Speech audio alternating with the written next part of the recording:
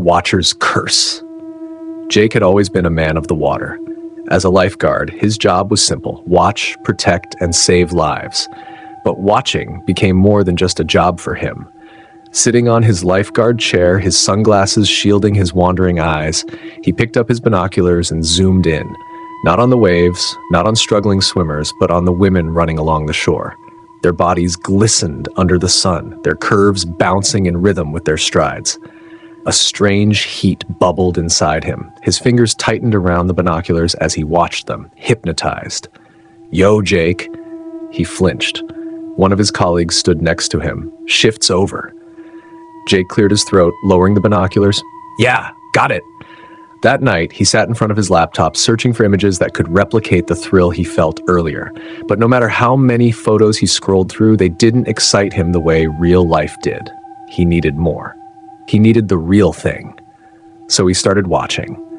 At night, in the safety of his dark apartment, he'd press his binoculars against his window and peer into the apartments around him. He saw women undressing, changing into their pajamas, their most private moments exposed without them knowing. He took pleasure in it, his pulse racing as he indulged in his secret obsession. He did this for years. Then she moved in. The apartment opposite his had been empty for as long as he could remember, but one night he noticed the lights were on. A woman, young, beautiful, was unpacking boxes. She looked perfect. Jake grinned, grabbed his binoculars, and zoomed in. Later that night, he saw her in the bathroom. The steam from the shower clung to her skin as she reached for a towel. His breath hitched. But then, she turned. Not just turned, she looked straight at him. Jake's stomach dropped. That was impossible. His apartment was far enough that there was no way she could see him. It had to be a coincidence. He swallowed, wiped his sweaty palms on his pants, and looked again. She was still staring, unblinking, a horrifying, knowing stare. Jake yelped and dropped the binoculars. His heart pounded as he scrambled into bed, pulling the covers over himself like a child hiding from the monster in the closet. Then came the knock. A soft tap at first, then louder. Jake's mouth went dry. His body refused to move. He turned to the window. She was gone. The knocking grew louder, more urgent. Shakily, he got out of bed and tiptoed to the door. His trembling fingers reached for the handle, hesitating. Silence. Maybe it was his mind playing tricks on him.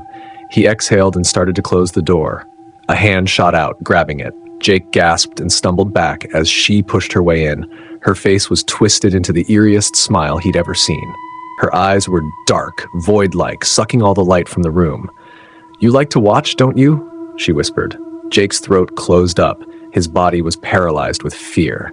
In her hand, she held a hairdryer. He barely had time to scream before she lunged at him, striking him across the face. Pain exploded through his skull as she dragged him to the bathroom, her strength unnatural. She filled the tub with water, humming softly. Jake's head throbbed as he tried to crawl away, but she grabbed him and shoved him in. "Please," he gasped, water splashing around him. "Don't." She didn't listen. She plugged in the hairdryer and held it over the water. Jake sobbed. "I won't do it again, I swear." She tilted her head, her smile widening, and then she dropped it. Electricity surged through the water, through him. His body convulsed, his screams muffled by the violent crackling of energy. Then silence.